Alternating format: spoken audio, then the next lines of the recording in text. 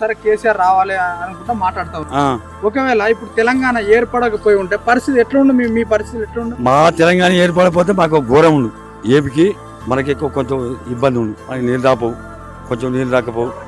ఏటికాలి వాటిపై ఆయన దేవుడు అనుకోవాలని మొక్కాలి. కేసీఆర్ ఆయన తెచ్చిండు కాబట్టి మనకు వచ్చినాయి.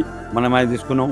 మనకు నల్లలు ఇచ్చిండు, కాలువలు పెట్టిండు, పంటలు పండుతాయి, కాలువ వస్తాయి, నీళ్ళు ఇచ్చిండు. వీళ్ళు పువ్వులు ఒక కాలువ లేదు. కాళేశ్వరం నీళ్లు ఇక్కడ తీసుకొచ్చింది అంటే మామూలు నీళ్ళు ఇక్కడ వాడించుకున్నారా మీరు? కాళేశ్వరం మొన్నదాకా వచ్చి కూలిపోయింది అంటాడు కదా మరి.